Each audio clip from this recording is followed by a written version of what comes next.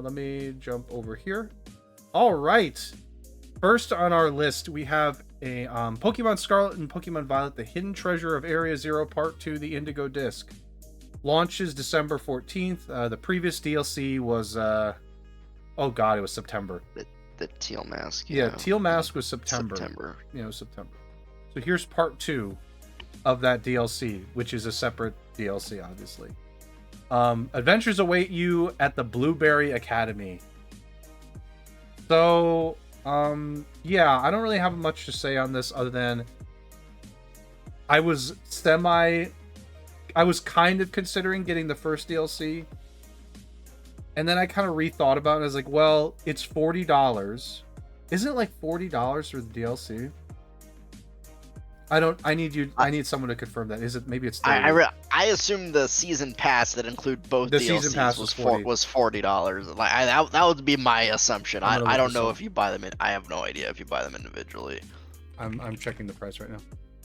$35 on the eShop for wait. While the Teal Mask is only part 1, it cannot be purchased individually. You must buy the Hidden Treasure of Area Zero, which counts both. Okay. That's a little bit. I was about to go nuts. So 35 for the season pass. Yeah, basically. For both. It's 35 for both of these. You can't buy the individual. You can't buy them individually. You have to buy both of them. So. Okay. That seems a little odd to me, but it's fine. Super odd, but from a price point perspective, let's just cut it right in half. $17.50. So $17.50 per individual DLC. Not depending on what you get, could be great. In my case, I kind of assumed I was just going to be buying the new Pokemon that were available. I had zero interest in any story because I didn't think it would be good at all. I just think it was all about maybe those new Pokemon. So to me, that doesn't seem great. So for this DLC, I kind of feel the same way. I'm like, okay, probably going to be new Pokemon, obviously. Maybe like a lukewarm or bad story. For me, it's not worth it, so I don't have anything to say. If you like the other DLC, and you enjoyed like getting all the new Pokemon and exploring the new area, you already got this one at this point. So, I don't know as much regarding the Blueberry Academy or if there's any extra like modes, like battle modes or things like that. I'm personally not interested though. Yeah, I mean, same. I've talked about it. I played Scarlet a little bit, but I didn't honestly get very far. So yeah, I'm not interested either, but it's Pokemon, so we figured we'd mention it. We got a release date for the next DLC. Pokemon fans, I'm sure, will play it and love it, and that's fine. Yeah. If you want to just catch new Pokemon and explore another area, you should just do it. That's what you're gonna get. This is what you're getting. You're gonna enjoy that. For me, I'm like, I don't think that's worth $35. So anyway, don't have anything else to say. Nope. Here's a quick one that was posted. Nintendo files intriguing new patent for dual screen system. So let's see here. Perhaps the most notable patent is for a dual screen device where the top screen would rotate into position. Unlike the clamshell design of the Nintendo DS family, this would essentially mean the device would look like a smartphone when folded.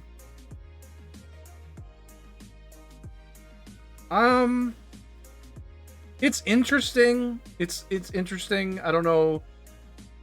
I thought Nintendo was kind of done with their separated handheld line, like the DS line. They were like, hey, maybe we're done there.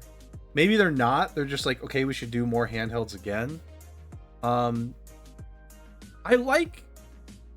can't tell if I like the idea of something like of the power of a Switch, because it's obviously got probably some kind of Joy-Con here, and there's like a bumper.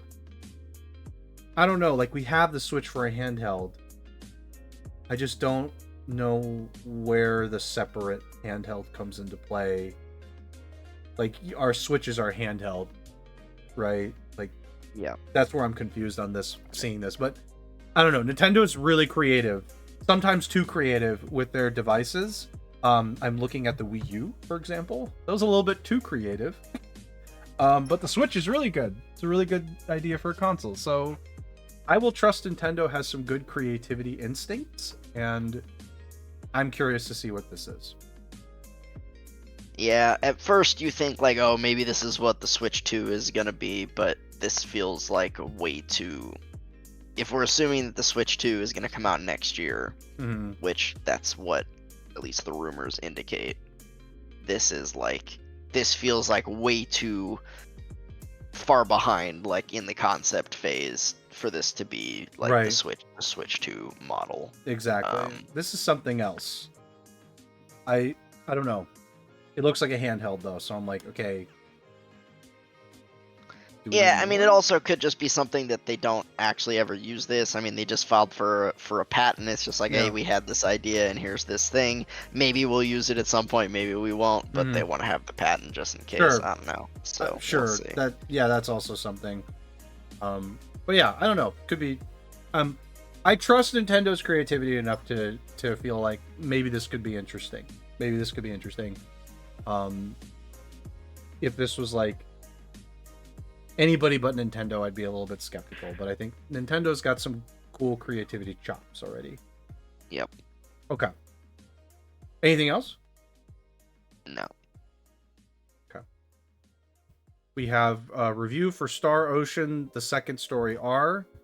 Oh my, a 7. Can't believe this. Spoon, these reviews. They're so awful. What's going on? What's going on with these reviews? I literally just looked at this like 5 minutes ago, and it was an 85. Oh my goodness, these reviews are terrible. What did you do? What did you do? I fucked with the website just because I was bored earlier. Yeah. Okay. No, it got 85. No, I fucked with the HTML of the site. So it was like, I had some like reviews that I typed in there, and it was like the best sleep of my life. Thank God. Like, so yeah, sorry, 85 for Star Ocean second. I was so bored earlier. Listen, I was bored. I was really bored. I was watching basketball highlights, and I was like, I'm just gonna mess around. Okay, Star Ocean, the second story R. I don't know what it is. I'm just gonna say it again. I always these names. What the? I think JRPGs have the most interesting and creative names. Is what I'm going to say. This one's not that. I mean, okay, this is Star Ocean. The second story is Star Ocean 2. Right. R is remake. This is a remake of Star Ocean, the second story. It's just it's so interesting. Anyway, Spoon, I'll let you talk on this one. I don't know anything about any of this. This is like, but 85 is great. That's a great score. I think that was great. So I was like, wow, that's a great score. Yeah, this is much better than Star Ocean usually does. The most recent, again, this is a remake of Star Ocean 2, or Star Ocean the Second Story, which is the second game, which was originally released on the PlayStation 1, I think, the original PlayStation in the late 90s. And yeah, the most recent game before this was Divine Force, which came out last fall. I think in October. I don't remember exactly. Which I played and talked about on the podcast. And, you know, it reviewed mediocre from what I remember, probably low 70s. And that's about how I feel about it as well. Yeah, 70, 71 for that one. So yeah, it's this one is quite well liked. This is it's a little bit of a different take on the HD 2D, but it is similar. The graphics are like similar to the HD 2D games from Square Enix. And yeah, this is supposedly, I mean, I've heard this about a couple of the different Star Oceans, but I've heard that this is like the most well-liked Star Ocean, or the best one in the series. I've also heard that about Star Ocean 3, which is a PS2 game, and well, I played a little bit of it back in the day. My brother Ghost played the whole game, like, I don't know, a while ago, like 5, 6, 7 years ago or something, and didn't like it very much. So, I don't know.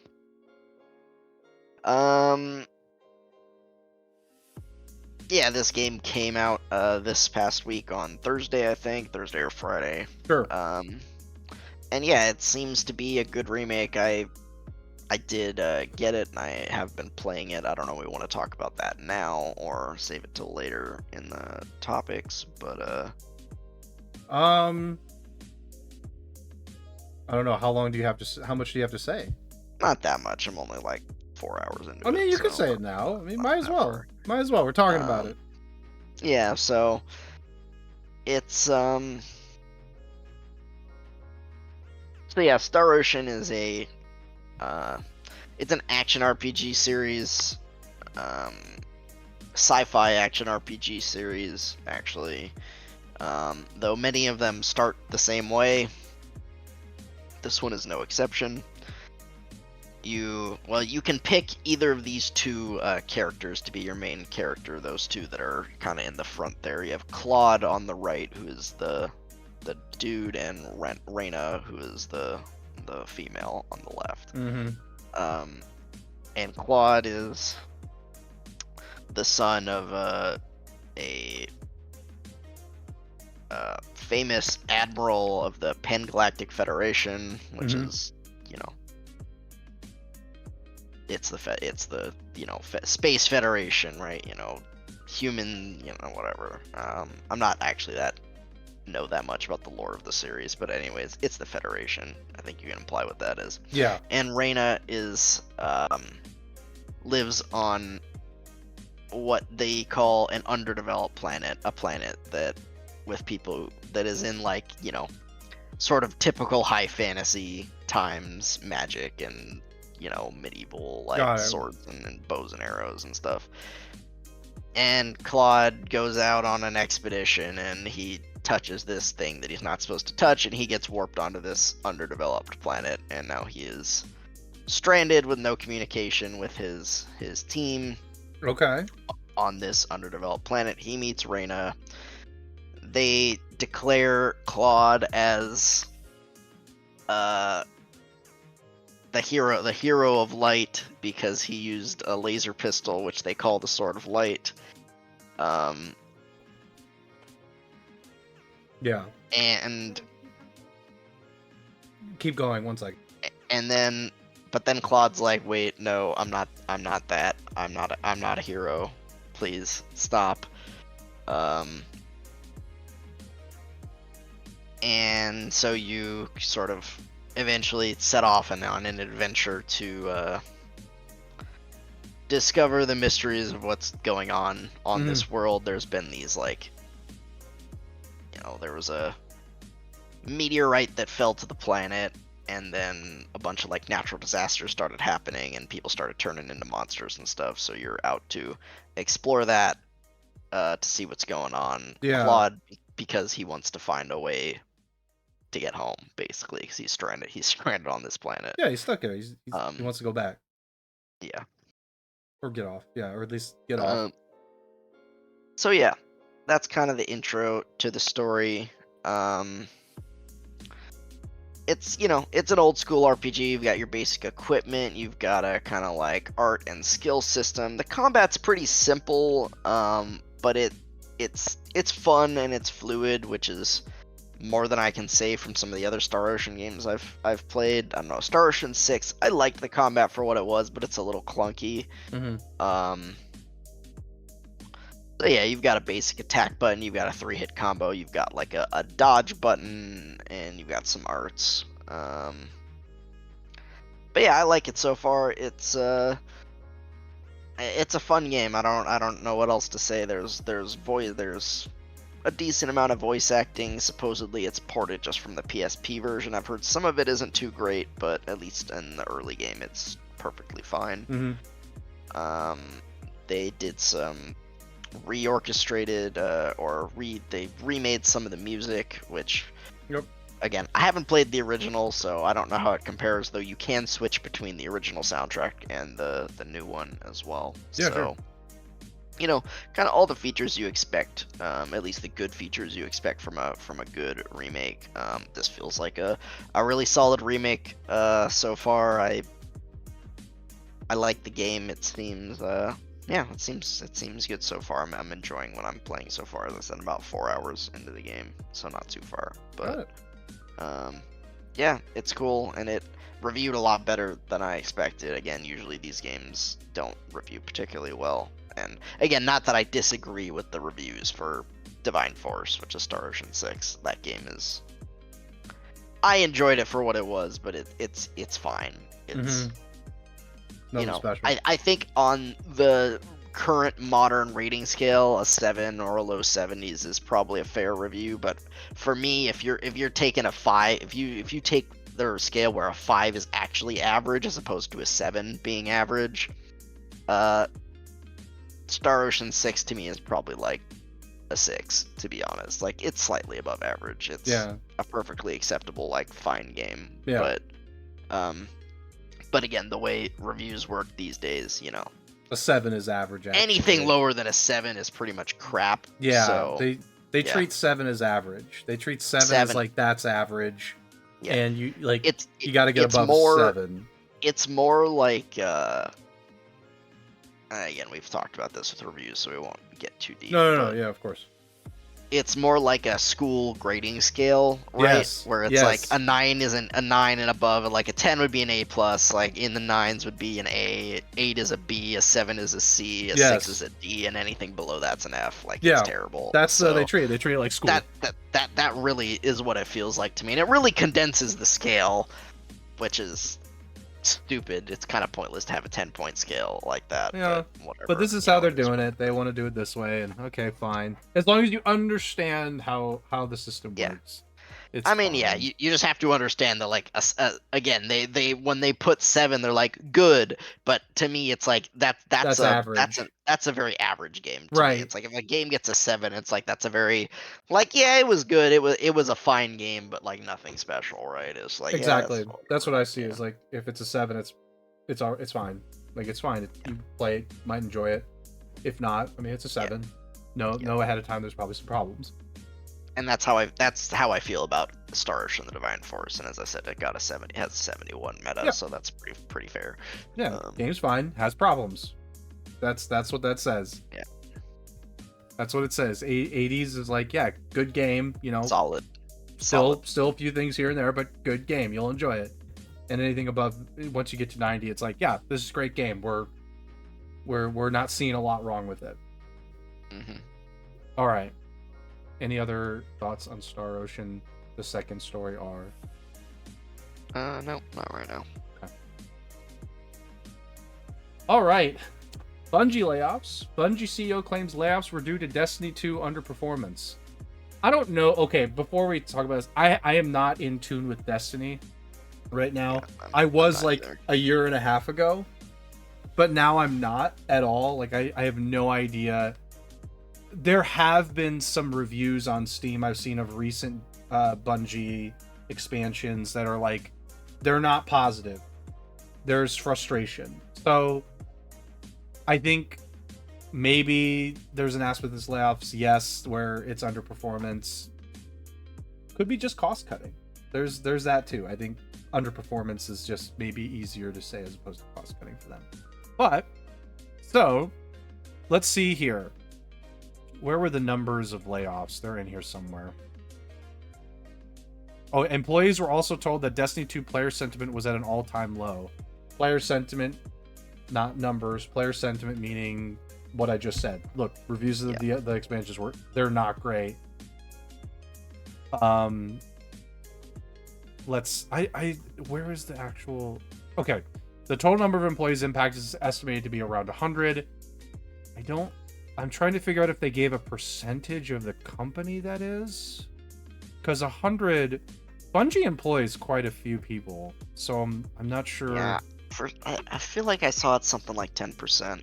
Okay, that makes sense. Bungie's not tiny in any respect, so 100 is, if it's like 10%, that's significant number. This is, by the way, after the acquisition of Sony. Sony acquired them. And I think part of it, yes, is that Destiny 2 player sentiment has been down, given some of the recent expansions. It's weird for me to say this, but I think I'm not saying Destiny's gonna like trajectory down and be a dead game, but I am very interested as to why Bungie hasn't explained the next IP they're working on, or another, like, just the next game. It's weird that they don't have a team working on another game.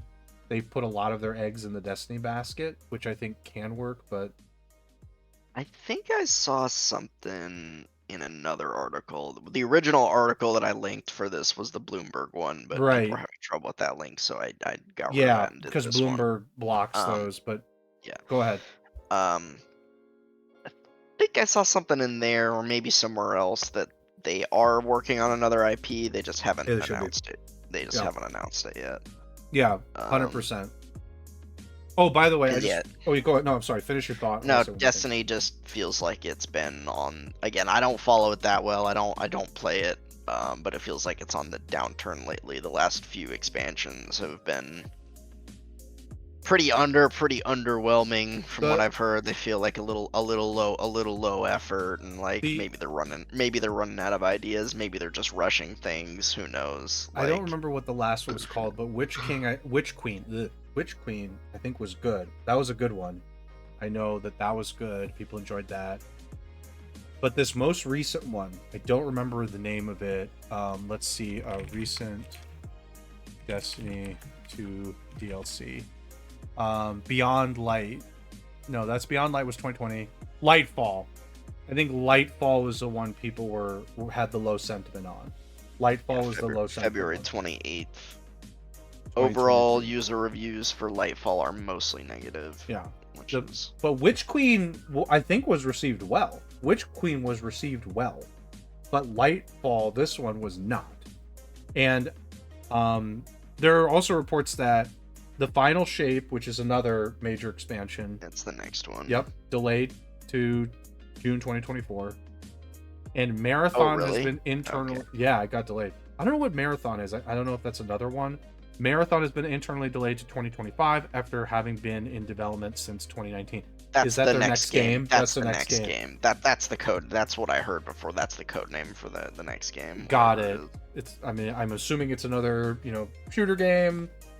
I can't imagine Bungie going away from that at this point. So I don't know, like, I don't want to talk. I know this is about layoffs, but there are reasons why you do layoffs. One is cost cutting, obviously. And the reason why they're cost cutting is because player sentiment's been down, player numbers are down, which means there's less money going into the game. So you're cost cutting as a result. So anyway. Oh, whoops. Bye. The Kate came in, was like, I forgot my phone. Yeah, that's all I'll say on this. I mean, it's always unfortunate to see layoffs. I hope that the people at Bungie who were laid off find their next opportunity, soon. But yeah, I think the bigger story along with these layoffs is Destiny 2 has a dipping, dipping favors dipping. Yep. So next expansion, 1 has to hit that, but 2, delaying your other IP is also going to be a big deal. It's just more expenditure you're having to put into that new game. Yeah. That you're not seeing a return from. So you got a cost cut. Unfortunate. I mean, like 100 people is a lot. 10% is a lot. But this is like the nasty side of things. This is like the nasty side of all this. So it's the business side of things. Yeah, it's the nasty side. I mean, and this is like, okay, you never want to see people getting laid off, but it's like more understandable in this case where it's like, hey, the company's like probably I don't know if they're like overall losing money, but they're losing money compared to what it was before. Mm-hmm. So they gotta cut costs a little bit. It's different That when makes sense. yeah, it's different when Activision says we have record high profits, we're gonna lay off 800 people. Well, we've seen that a lot from like a bunch of companies in Yep. the past couple of years. I feel like where it's like Yep. Activision, Microsoft, Epic. They're like record profits, but we laid off like 200 people Yeah. or something like that. It's like, okay, that's nonsense. Like, give me Some a break. and in some of those cases, I'm sure, and I'm not defending. By the way, I'm not defending Microsoft here for laying off people. Because my preference would be, instead of laying them off, just position them into a different department. But it's like Microsoft tries a new product line, it doesn't work. They had like 100 people working on it, so they lay them off. I would prefer they actually pivot those people to different projects, but they don't do that. They don't do that at times. I would much prefer the like, let's move this person to Project B instead. Much prefer that. In Bungie's case, you know, they can't. Like, they're not going to physically be able to. They don't have enough departments, so to speak, to do that kind of thing. Microsoft has a ton of different product lines, and like, they could pivot. They could pivot somebody from product line A to B out of dozens. Like, it would be much easier for them feasibly to do that, but they don't. So, in Bungie's case, obviously, yeah, it is understandable for me to know that if Destiny, their flagship game, is not working, it's not making as much as it was previously, then yes, they have to cut costs somewhere, and headcount is expensive, obviously. So, anyway, there were some other games, by the way, I didn't put in here. There's another game called, like, you know, this stuff happens though. Like, there's other games, like, I was looking at this like 2 days ago, a game called Omega Strikers, which was like kind of popular for a little bit. It's like air hockey with League of Legends characters. So that game had like a story where they're like, we're stopping development of this game, moving to other stuff. I mean, in their case, they didn't lay anybody off, but like, when game's not working, you have to cut something. And Bungie's cutting cost here. Sometimes they just cut development, move to a new project. So Bungie's not stopping Destiny 2, they're cutting cost. Yep. So anyway, I don't know, this is a little example. Okay, anything else on Bungie layoffs, Destiny 2 underperformance?